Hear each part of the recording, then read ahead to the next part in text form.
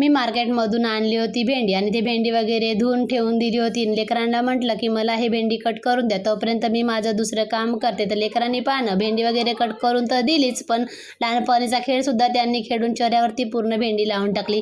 नंतर मला हे वेगळ्या पद्धतीनेच भेंडी करायची होती, म्हणून मी एका भेंडीचे 2 करून त्याच्या मधामध्ये कट लावून मी तेलामध्ये छान अशी तळायला घेतली आणि ते साईडला तळायला ठेवून दिली. आणि तोपर्यंत मी दह्याची कढी वगैरे बनवून घेतली, कारण आमच्याकडे भेंडी राहिली की आम्हाला दह्याची कढी आवश्यकच आहे.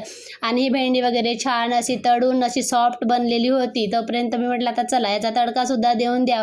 मग टमाटर, हिरवी मिरची, कांदा, धनिया पावडर, जिरा पावडर आणि थोडीशी कस्तुरी मेथी आणि काळा मसाला वगैरे घेतला आणि याचा तडका देऊन कमी आचेवर याला शिजायला ठेवून दिलं. तोपर्यंत आले आमचे साहेब ड्युटीवरून आणि आल्या त्यांनी इतके सारे आंबे आणले होते कंपनीतून की खूपच.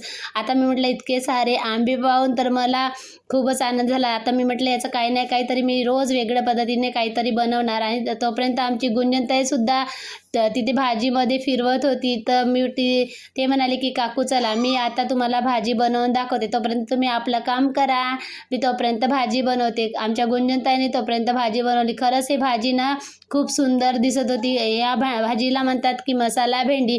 खरंच हे पाहण्यासाठी आणि खाण्यासाठी सुद्धा इतकी छान झालेली होती ना का खूपच. इतकी छान भाजी मी पहिल्यांदाच बनवली होती. आता आंबे तर आणलेच होते, तर चला म्हटलं आता ह्या आंब्याला सुद्धा आपण छान असं उकडून टाकावं आणि याचं पन्हंसुद्धा करावं.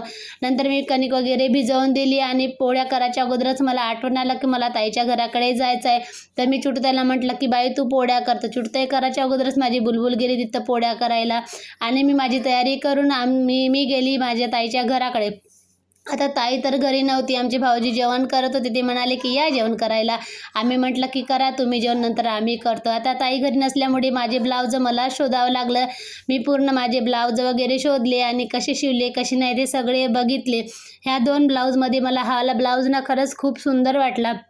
खूप छान अशी त्याची हातावरची जी फ्रिल होती ना ते खूप सुंदर दिसत होती आणि त्या फ्रिलच्यामुळे तो ब्लाऊजसुद्धा इतका क्यूट दिसत होता ना का खूपच सुंदर. मला तर हा ब्लाऊज खूप जास्त आवडला. मग मी माझे सगळे ब्लाऊज साड्या वगैरे पॅक केल्या आणि नंतर मी आली घरी.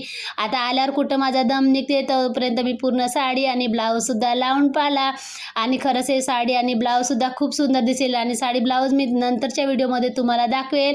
तर मग नंतर आम्ही जेवण वगैरे केलं. स्वतःचा